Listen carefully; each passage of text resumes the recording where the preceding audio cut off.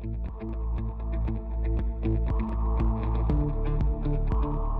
a day, everyone. Nestor Licanto here, and welcome to our brand new feature called In Full Zoom, where we'll be focusing in on some of the our top businesses on the island and our business people to talk about the impact of the coronavirus on them and their businesses, and also to talk about our economic recovery in general.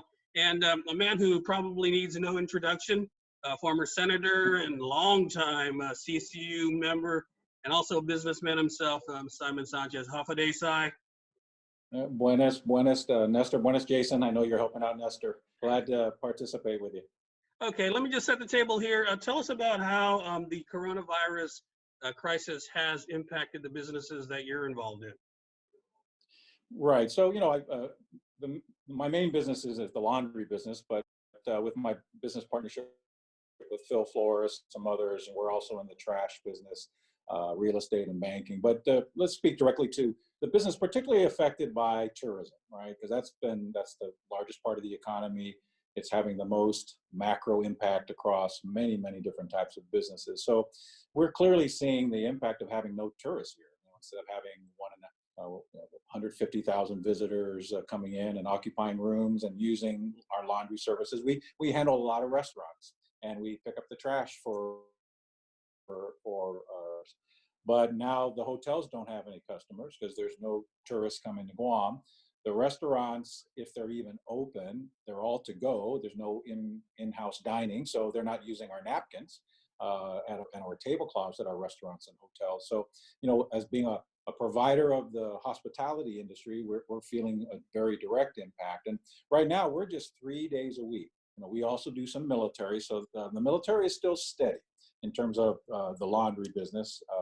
But both the trash and the laundry, we're seeing a decline in volume because there's no visitors. And it's pretty dramatic. The laundry is only working 3 days a week, and we're only working half days.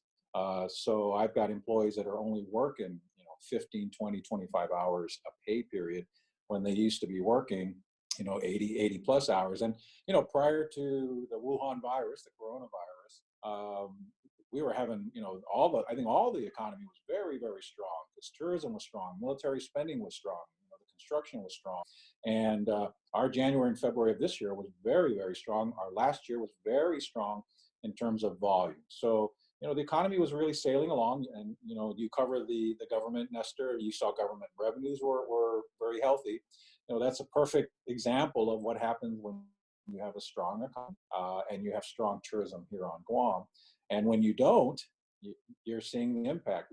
People don't get the hours. They don't get paid because our customers that are staying in hotels, our hotels that are our customers, our restaurants that are our customers, aren't getting any guests. And even our local restaurants that we serve, if you've been unemployed for the last month, you're not running to a restaurant to go out to dinner to celebrate a wedding, the christening, the birthday party. This was big prom night, graduations. So you can imagine how the hotels were planning to book, celebrations and use our linen and use our services, and that business has disappeared. And there's sort of two impacts going on. You've got the impact of outside visitors, tourists, not coming to Guam, and then you've got the impact of the employees that all serve our tourists that come to Guam. They're not getting checks. We're not getting checks. So we're not using that money in the economy. We're not, we're surviving just to get our basics of food, but you're covering this in your newscasts on a regular basis. People aren't able to pay their rents because they have no customers. Their business is not inviting them back to work because they don't have any customers. They're not paying their rent. They're not paying their credit cards. They're not paying their mortgages. They're not paying their power and water bills. And even our good customers with their laundry bills are paying slower. Why? Because they don't have any customers. So it's the huge multiplier effect of the virus impact on the economy is being felt. This is, I'm sure in your career, Nestor, I know in my career, this is the biggest economic impact because unlike typhoons, which, often had a similar impact, they're small. If they finite, the storm passes, you can figure out the damage. That damage, it is what it is, and then you deal with it. We don't know the extent of the damage of this virus on our economy. We are aware of the immediate effects. People aren't working, people don't have money, but the longer term effects are going to be with us for months, and the recovery is going to take time. And the governor is wrestling with the challenge of how do you reopen us safely and wisely, and yet the other analogy I like to use is when you have major surgery. Yeah, for the first week you're sensitive to where the surgery is, but you still got to keep eating. And right now not many people are eating because the economy doesn't have food, because the main supplier of our food, our tourists, are not here. And so that multiplier effect is being felt everywhere. I haven't I haven't talked to any business person that says, oh, everything's hunky-dory, we're having a great year. All of us are struggling to figure out, how do we reopen safely for our employees and our customers in this environment. I think once we get a vaccine, we'll be better, and then it'll be steady. But vaccines a year away, a year and a half away, who knows? It ain't tomorrow, it ain't next week, it ain't next month. I think the federal assistance will come out long before the vaccine will, believe it or not. And I think that'll provide a temporary reprieve when they get the unemployment program out, the KUA, the FPUC. As you've covered, the PPP loans are starting to take place. Our companies were successful in getting a couple of PPP loans. I covered my first payroll last week with PPP money, and my employees were very grateful. But what is it, 100 companies got a PPP loan, something like that, Nestor? And there's thousands of companies here that are still in line. The new money that got recently appropriated by the Congress. We finally got our EIDL money today. We got that after we got our PPP money. And so we're hearing that more PPP loans are now being funded and EIDLs are now flowing through. But I think everyone is also saying, it's only 8 weeks of funding. Only so many businesses are going to get it, even with the second tranche of money. And unless the Congress and the president agree to keep throwing money at the economy, even that money will run out quickly. And then where are we, right? Even if we're healthy, we may be healthier from the dealing with the virus than the economy will be when we're able to finally interact with each other more. And the interactions are going to be very different. You hear the talk of how restaurants can reopen, but let's say you have 50 tables and you can sit 200 people at a sitting. Well, now you may only be able to fill 25 of those tables, right? Only 50% of your capacity. Now you're only serving 100 meals instead of 200 meals. Well, that's 100 less meals of revenue to the restaurant. That's 100 less napkins and tablecloths to me. That's less purchases from the meat supplier and vegetable suppliers, and all of that's going to circulate into much lower revenue for businesses, and then by extension, less revenue for the government of Guam. And the government of Guam is running up a pretty big tab in battling the virus. And just today we're seeing some of the challenges with the legislation that was vetoed by the governor. And everyone's trying to figure this out because some people and at the utilities, it's our understanding we pay double pay, and that's what we've been paying the employees that are working directly. There's a old rule that has been on the books for many years, and that's the double pay. So we're seeing that at the utility side. I'm sure the governor is worried about it. She said she's worried about it on the Guam side. And where's that money going to come from? Even the government of Guam's money, the 117, 118 million. If double pay is 36 million bucks, that's not going to cover a lot of payroll, and they've got a lot of other expenses besides payroll. As you alluded to, I think there's a lot of people who the expectation is that the governor is going to begin phasing in the reopening of the economy starting next week. But as you said, that's no panacea. I mean, you open up your business, you're not going to get back to where you were immediately. In fact, it's probably going to take quite a while for those that are involved in the tourism industry. So what do you think are some of the long-term expectations for the economy? Well, I think it's going to take, the first one is it's going to take a long time to get back to where we were. I mean, we really were booming nicely in the last couple of years. You can see it in the revenues and in the business income, but it's going to take some time because, first off, let's take tourism. Guam's got to be considered safe to travel to if you're a Japanese or South Korean tourist. And the Japanese and South Korean visitors, they have to feel comfortable traveling at all as well, leaving their country. And then if they're going to leave their country and come to Guam, they got to feel that Guam is safe. And then there's going to be all these new rules from Guam. When you come to Guam, here are the airlines. Right now, we're seeing that the airlines are spreading out the seats, which means they're not going to bring 180 passengers. They're going to bring 90 passengers, right?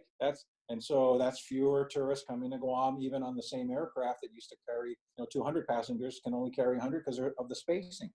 I was seeing an article this morning on the news about the airlines are wrestling, are masks mandatory or not? Some airlines are making it mandatory, passing out the mask, but then there's still a debate as to whether you can sit next to each other with a mask, or do you have to have a mask and distancing, 1 seat apart? And how is that going to, we're leisure travel, and how does that affect leisure travel? You're bringing your spouse and your kids, and can you get a seat on an airplane that used to sell 200 seats that now can only sell 100 seats because of the spacing, right? And those are unresolved, and we're going to have to watch how that gets resolved by the airline industry. And then hotels, they're not getting the visitorship, therefore they're not going to order as much goods from local suppliers. And then all the employees of this economy that are not getting 40 hours, maybe they're back to 20, then they get to 25, and they get to 30 hours a week, and it's a gradual recovery. Many of them are going to have to catch up on their rents or their utility bills or their credit card bills, or whatever the bills they weren't able to pay when they were getting no checks for a couple of months. I mean, that's what I think about. I'm thinking of all the people getting no income or very little income, 10%, 20% of their income, or the small businesses that their business is their income and they can't open, right? How are they paying their rents, their power bills or water bills? As an aside, and we can talk about this later, we at the CCU meeting last night, we were presented with how many payment plans are already being broken, existing payment plans where someone was already behind, they got a payment plan with the utility, and those payment plans are being broken, and we track how many plans get broken a month. We're seeing a surge in broken payment plans. People don't have any money because they don't have a job, because they haven't been able to go to work, because we don't have tourists coming in to fill the economy with their money to employ the rest of us. And that ripple effect is going to really be felt for quite some time. And the other piece of the puzzle will be, well, when you're a landlord that's owed 2-3 months rent, where you're the bank that's owed mortgages, where you're the utility companies that are owed utility payments, Nestor and Simon owe $1,000, right? How fast do we try to collect that $1,000 from Nestor or Simon if Nestor's only working 20-30 hours a week instead of his 40 to 45 hours a week? So it's going to take some time, and that's going to test all of our resolve and all of our patience. And we're going to see some businesses close and never come back, and we're already starting to see that. Yeah, and I think a lot of people do. A lot of people are anticipating the pain. There's no other way around it, really. So I know that you're a student of economic policy. How do we maintain ourselves in the interim? And I know that I know you're a capitalist, but there are some proposals from the Congress, for example, about a universal income, I believe it's called, $2,000 a month for residents paid out of the U.S. Treasury. What are your thoughts on us? How do we survive for the next 2 years when we know that businesses are going to be struggling, especially global-based businesses like tourism? Yeah, great question. So, I mean, already you're seeing, what are some of the macro solutions being done by nations? Well, what did Uncle Sam do? They went and borrowed. They said, well, print some money. Let's go grab $2 trillion. That first tranche of money ran out. Now they're grabbing some more. And now there's talk about, some minimum universal payment. Again, if the United States government is willing to fund that and grow their deficit and print the money and then distribute it to the 50 states and the citizens of the territories. I mean, that's the other question, is make sure that we get included in that largesse the way we have been so far with the PPP loans and the soon to be seen unemployment. You know, if the federal government can replace our tourism dollars with that money, I mean, that's a bridge. But, you know, the size of the economies are so big, whether it's the national one or even Guam's, that I'm not sure anyone can replace these lost incomes. You know, like they say in the airline business, you know, when that plane leaves, that sail's gone forever. You can't resell that seat, right? And same thing with a hotel room. When today ends and you didn't sell your 300 rooms, you don't get whatever today's back, right? You have to worry about tomorrow. So again, great idea if someone else is paying for it. If Guam has to pay for it, you know, I really see challenges for our government to pay its bills. Clearly, we're already having the challenges for citizens to pay their bills.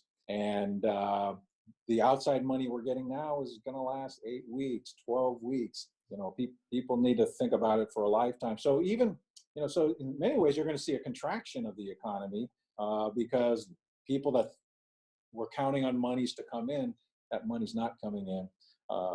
The Fed step in and throw some money at the problem, and that carries us for a month, 2 months, 3 months. But until, at least from Guam's point of view, until tourism really gets back on its feet, it's really going to be a challenge for us. And I don't think there's any, I think there's some pain still to come. And in many cases, there's not a lot we can do about it, right? I mean, you can talk about cutting government of Guam spending, you know, taking some of those savings and giving it to the private sector for, let's say, the employees. But, you know, even then, Guam doesn't have an unlimited checkbook. The federal government, already you hear the head of the Senate, McConnell, talking about, well, the next grant isn't going to be so generous. Come with some strings. So even Uncle Sam is saying we don't have unlimited funds, even though you have some people in the Congress saying, well, why don't we give everybody $1,000 a month or $2,000 a month? I mean, the question is, if they can fund it, great. If they can't fund it, you know, we're sort of left to where we are now. Maybe this will create a kind of those cataclysmic changes where, I forget the candidate's name, but he was running saying the minimum income, you know, where you get $1,000 a month every American. You know, that was thought by many people in the political circles, oh, that's a crazy idea. Now you're hearing Pelosi propose it, and it's $2,000 a month, right? Not so crazy because no one anticipated what became a global pandemic. And so, yeah, I think there's still some pain ahead for all of us. But, you know, you see the hotels behind me, they're not going to tear down the building. They might close the building. They might try to sell it to somebody else who all businesses we're betting on the future. And I think most citizens, we grew up, we've chosen Guam as our home. This is where we live. And we're betting that Guam is a good place to live in the future. But none of us ever envisioned the kind of economic collapse that has occurred because of the Wuhan virus. And it's okay. Hey, real quickly, because we're running out of time. Reality. Yeah. Sorry, real quickly, because we're running out of time. I don't want to leave this discussion, this very gloomy discussion, without any talk of any bright spots. Are there any bright spots out there in your mind? Well, I think, you know, that we're just going to have to be, for us businesses that are here for the long haul, you know, it's not the first time we've had economic downturns, and yet we stayed with it. You know, we have to get more creative. We may have to reduce our costs. We may have to find a cheaper way to provide that service, bring in new technologies, right? I don't hear most of the businesses I talk to on Guam, you know, we're not folding up the tent. I mean, some are forced to fold up the tent, particularly really small ones, but ones that have been here for 20, 30, 40 years, you know, we're used to this. This is probably one of the more dramatic downturns, but we've come out of it. We have capital, we have patient capital. Banks, are they willing to lend on the risk of investing in businesses in Guam? But banks don't make any money unless they make loans. So, you know, it's kind of like, yeah, it's sad on the one hand, but on the recovery, if we all work together and are patient with recapturing some of our lost revenue and frankly, writing off some of those losses we'll never get back. But as we forge ahead, we look forward and say, well, how can I do this more efficiently to better survive with a smaller market until tourism comes back? I mean, ultimately, I believe tourism will come back and the world will begin to travel again. it's just very tough now. And you know, it gets gloomy because we're so trapped into the current perspective. But you know, now that I'm a lot older than I used to be, and I look back over 30 or 40 years, right? We've been through downturns. This may be the most dramatic ones, but we also came out of those downturns. All right. It's cyclical, and as long as you have patient capital, and oftentimes with your banks, right? When things are really bad, now the banks are your partners, right? Because you know they can foreclose on an empty building, but what's that do for them, right? All right. And so I think that's where everybody gives in a little bit, right? Banks write off loans that aren't successful. Banks still make loans. Maybe the interest rate is higher. Maybe there'll be impacts on pricing, right? Where prices go up a little bit. It's all a big interconnected situation. I think the biggest challenge now is uncertainty. When will this end? How will this end? It's going to be more like a rheostat, a dimmer. It'll end as you dim it down and the economy begins to come up. You turn that dimmer up. But in the process, there's going to be some darkness, and then the light comes back on, but it won't be bright right away. It's going to gradually get brighter. All and right. Hopefully all those hotels behind us get filled, and your advertisers come back to advertise to local citizens that are employed, and we get going again. Right. So I mean, we'll come out of it. And it'll be a new frontier, and some won't make it, and some new opportunities will emerge. I don't see the world giving up, and we're surely not giving up. This is our home. We're going to invest in it. We're going to continue to invest in it. We put some acorns away, and we'll use those acorns. If the feds can help us, great. And I pray for our local government, because that's a challenge that hasn't quite come to the front page yet, but it's only a matter of time because their money's running out. Thank you so much, Simon. I really appreciate your time and your thoughts and your observations have been very, very helpful. And I agree. I mean, we're all in this together, and it may not seem like it after a while, but there is light at the end of the tunnel, and we'll stick it out and just be patient. Yeah. This Guam is still a good place. Guam, and we've come back from World War II. Guam is a great place. Guam is our home, and we're going to make this happen. All right. Thank you very much, Simon Sanchez. Right. Appreciate your time. Thanks, Nestor. Take care. Our first guest on In Full Stay strong, Guam. Take care. Stay strong, Guam. Yeah, stay safe, everyone.